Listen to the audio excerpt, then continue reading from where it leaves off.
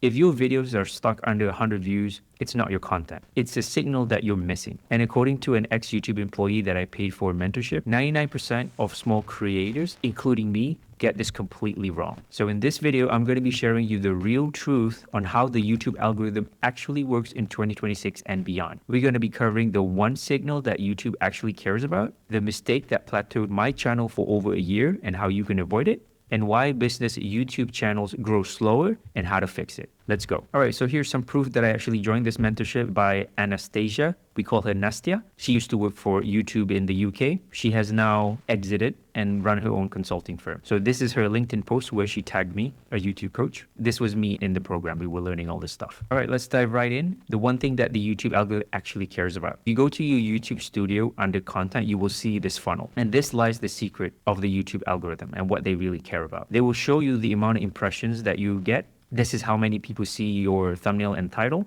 And out of that, how many people view your video. From that, we can calculate the click-through rate. And out of how many people watch your video, what is the average view duration? Do they watch most of it or do they bounce really quick? So to put it in perspective, do people click on your videos in the first place? That's up here. And an average view duration basically tells, do people watch most of your videos? And number 3, do people engage with your videos? Likes, comments, share, subscribe, that kind of thing. So a lot of people, they focus too much on they want to get more likes, they want to get more subscribers. But what do we actually have to care about as a business owner? Where should 90% of our focus be at? And the answer is you should focus most of your efforts in the impression part right here. Because if YouTube don't want to show your video, then none of the other stuff really matters. So you need to create something that YouTube actually wants to show to other people, which is impressions. Impressions is something that we cannot control, but we need to do a video and the YouTube algorithm will try to match that with the existing audience.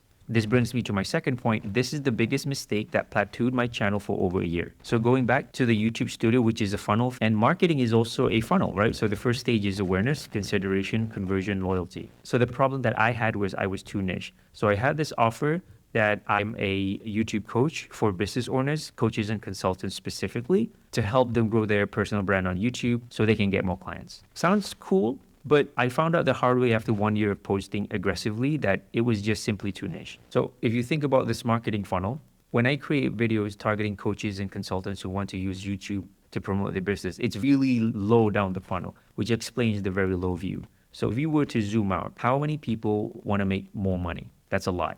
And if we zoom in a little bit, how many people are doing some sort of online business like a coach or consultant? That's way less, right?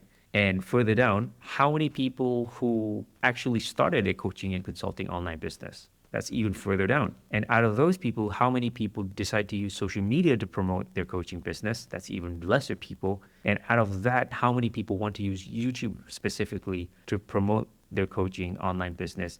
Even smaller, which explains why when I target that very niche thing, I get very low view, basically a flop. And all my videos have been a flop for the past 1 year, and it's just driving me nuts. And I almost quit so many times. One of the biggest things that I learned from the mentorship was that YouTube is not designed to be a niche marketing tool. Don't look at big creators, because big creators, they already have an audience. So when they have an audience, they already have people who like them for who they are, then they can talk about whatever they want. But as a small channel, you're trying to build your audience, so you can't talk about anything that you want because your audience is not there. So YouTube is just like TV or social media. The more broad appeal to the masses, the better it is. So this is contradicting what a lot of agency or marketing gurus tell you, to be as niche as possible. Some example of topics that do well is storytelling, which is basically you sharing the problems that you have overcome. And along that way, you need to share vulnerability so you appear to be approachable and trustworthy person. In fact, let me show you something right now. So this is my TikTok channel that I've been experimenting with short form storytelling. And if you look at this particular video right here, this one really outperformed the rest of my videos, and it brought my followers from 400 a couple of days ago to 1,400 today. So this video was just me telling a story of how I went from an engineer to running my own business. In that video, I didn't really teach people anything. I'm just telling you what happened to me and what did I have to do to overcome the problems to get to where I am today. If you look at the video, there's 87 comments. Everybody felt like the same way. They're also afraid of their jobs and they find me inspiring. It's inspiring. People think it's good advice. And there are 1,000 people who bookmark this. It's crazy. In other words, you're not supposed to be teaching anything. Contrary to what the marketing bros are teaching you online, you're not supposed to be giving value. You're not supposed to be teaching people all the time to get clients, right? You're supposed to be telling stories. That would resonate with your target audience. But this leads to a follow-up question. But does this mean I have to be an influencer? Because I'm a business owner. I don't want to be an influencer. And the answer is not really. So it's in the middle. So I have this diagram here that I want to share with you. I call it the niche-o-meter. Some people say you have to be as niche as possible. And the opposite side of the spectrum say you become the niche and you can talk about whatever you want. Who's right here? So I've been the super niche guy for the past 1 year, didn't grow my channel and my business almost died. I don't want to do that anymore. On the opposite side of the spectrum, I don't want to be an influencer. So the correct answer is somewhere in between, which is explained in this diagram. So on this side, I'm an influencer and my main goal is to entertain. The problem with this is a lot of influencers are broke. And when you do entertainment content, your audience want more entertainment content. They don't want to be sold to, they don't want to learn anything, they want to be entertained. On the opposite side of the spectrum is when you become this niche channel where you only talk about that one thing, and the goal of the channel is to teach and give value. The logic behind it is that if I give enough free value, people think I'm the authority in this space, and therefore I would like to pay for his program. The downside to this is that the little views that you get, it will convert to leads, customers, and clients. However, your channel is not going to grow. As a business, you need to be seen by new people every day, all the time, right? Because if you're not being seen by new people, you're not growing. If you want to grow your social media accounts, you need to be shown to new people out there.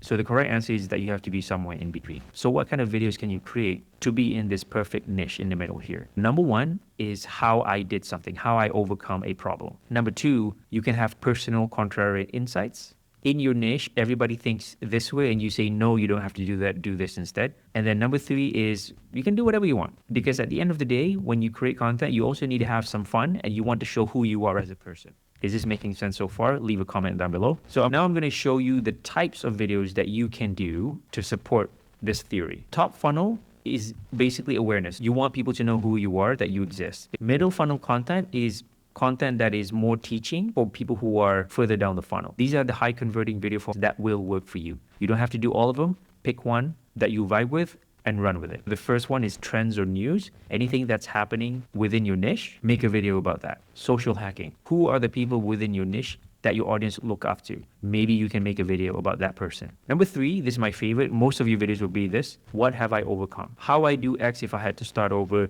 Mistakes to avoid if you're X. Watch me do X. The next format is also my favorite. It's contrarian insights that confirms a deep pain or desire. Like this guy said, how self-improvement ruined my life. And if you look at my channel, my most popular video here is also a contrarian thing. Your audience want this new editing style. Because I say you don't have to edit like Mr. Beast, do this instead. And the last type of video that I recently started on TikTok, not yet on YouTube, is vulnerability stories that help others avoid. So this is not dumping your emotions on video. You're actually opening up, telling a vulnerable story to your audience. But the point of you telling the story is so the audience can avoid your mistake. So if you frame it that way, now the story isn't about you, it's about helping the audience. And that's what resonates with people. And it is the reason why this video did well for me on TikTok is because I was sharing how I got laid off and then how I switched into running my own business and the journey that led me to where I am today. And this is a very powerful but yet underrated format. You guys should try this out.